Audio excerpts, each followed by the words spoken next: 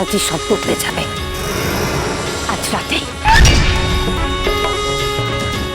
অনেক কিছুর হিসেব নিকেশ মেলানোর সময় শুরু হতে চলেছে।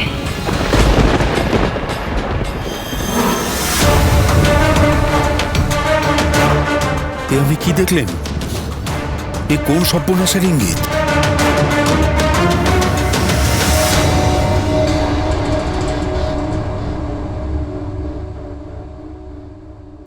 বাবা, ও বাবা, কোথায় গো? এসো।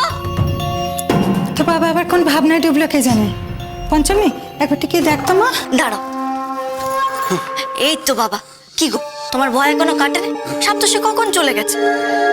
তুমি কি যেন মানত করার কথা কইছিলে না? দিদি ভাই, ঠিক আমার কথা তোকে শুনতে হবে। কথা দে আমারে, তুই আমার কথা শুনবি। ওমা, তোমার কথা রাখিনি এমন কখনো হয়েছে নাকি? নিজের প্রাণ দিয়ে হলেও তোমার কথার মান রাখবো। চলে যেতে হবে তোকে, চলে যেতে হবে।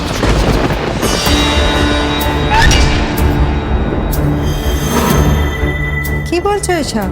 হ্যাঁ, আমি ঠিকই কইছি।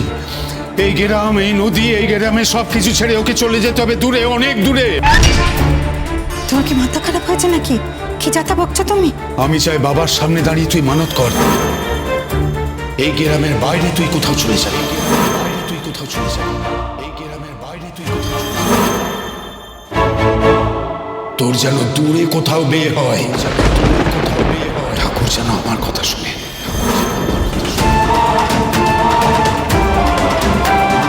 আমার কথা শুনে।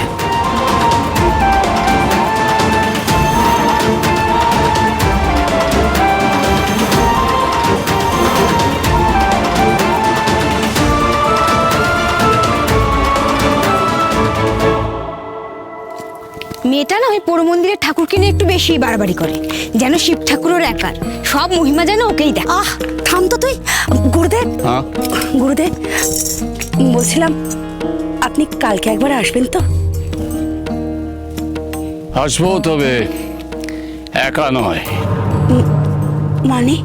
আমি এখন যাই, বাকি কথা কাল হবে। আমার ভীষণ তাড়া আছে। নিশ্চয়ই গুরুদেব, গাড়ি আপনাকে আশ্রমে পৌঁছে দিয়ে আসবে।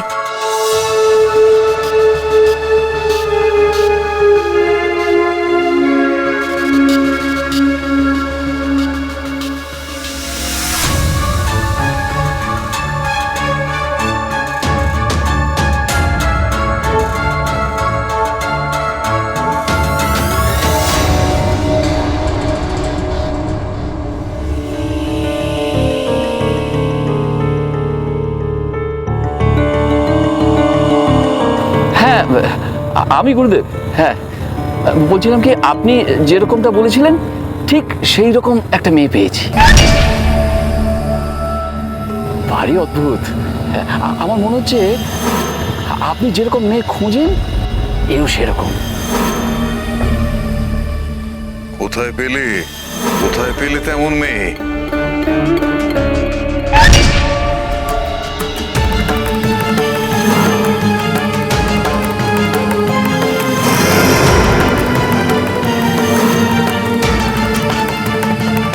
ভবানন্দ, আমার আশ্রমে এসো। ফোনে এত কথা হয় না ভবানন্দ। মেয়েটির পুঙ্খানুপুঙ্খ বিবরণ আমার চাই। আমি এই ভুজঙ্গপুর গ্রাম থেকে রওনা দিচ্ছি গুরুদেব। রাখি। আচ্ছা, কলকাতার দিকে গাড়ি ঘোরাও।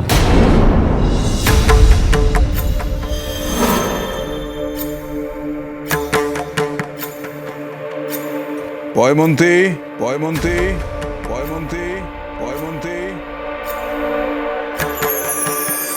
হ্যাঁ গুরুদেব, আপনার খাবার সময় হয়ে গেছে। আমি সমস্ত কিছু ব্যবস্থা করে ফেলেছি। কমলা, গুরুদেবের হাত ধোয়ার জলটা নিয়ে এসো। না পয়মন্তী, খাবার সময় আমার এখন হবে না। আমায় এক্ষুনি বেরোতে হবে। সে কি গুরুদেব?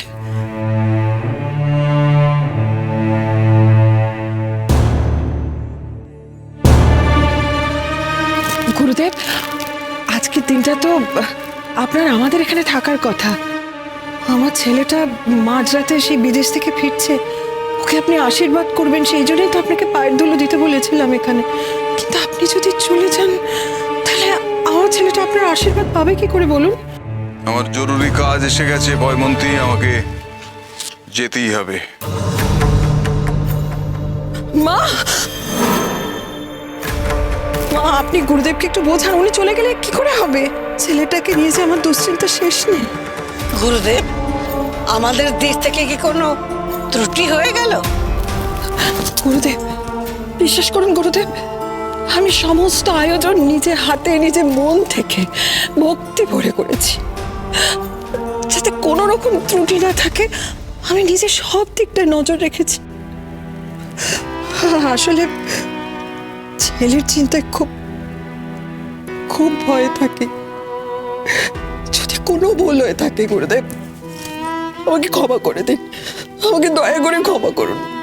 আপনি থেকে যান গুরুদেব। বৌদি এভাবে কেঁদো না। গুরুদেব, গুরুদেব চাই ভুল হয়ে থাকুক, আপনি বলুন, আমরা ঠিক শুধরে নেব। শুধু শুধু একটু সময় দিন, এভাবে চলে যাবেন না। গুরুদেব, আপনি অন্তত খাওয়া দাওয়া করে যাবেন। আমার ভাইয়ের কল্যাণ অকল্যাণের ব্যাপার, আর তাছাড়া ওর ফাঁড়ার কথা আপনিই বলেছেন। ও ফিরলে আপনি ওকে একবার দেখে আশীর্বাদ করলে আমরা বাড়ির প্রত্যেকে একটু নিশ্চিন্ত হতাম। আচ্ছা, ঠাকুরপুর ফ্লাইট যদি দেরি করে ল্যান্ড করে, তারপর যদি মাঝরাতে আসে, তখন তো গুরুদেবের দেরি হয়ে যাবে, তাই না?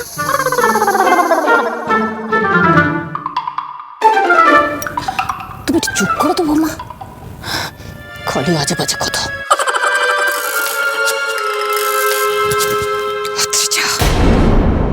গুরুদেবকে আমরা এখানে থাকার জন্য বলছি, আর তুমি আমার ছেলের এত বড় বিপদ আছে জেনেও তুমি এরকম বাজে কথা বলছো। এই মেয়েকে বাড়ির বউ করাই ভুল হয়েছে। কোনোদিনও এই বাড়ির একজন হয়ে উঠতে পারলো না। মেহেলি দিদি ভাইয়ের ননদ যতদিন ছিল ততদিন ঠিক ছিল, ওকে ছাড়া আর কোনো মেয়ে পেলে না ছোট বাবা। সব এই কপালের দোষ মা। বড়দির ছেলের ফাড়া সাপে, আর আমার ছেলের ফাড়া এই মূর্তিমতি বৌমা। আরে অদ্ভুত তো মা, আমি সত্যিটা বলে দিই বলে আমাকে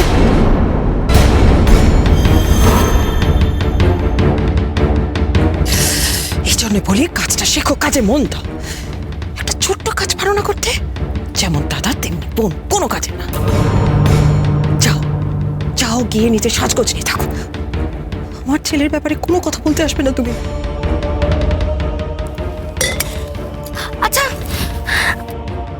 এই বাড়িতে আমি মুখের উপরে সত্যি কথাটা বলি বলে আমি খারাপ, তাই না? গুরুদেবের আশীর্বাদে কি কিঞ্জলের ভাড়া কাটবে? হ্যাঁ, কতটাই সহজ।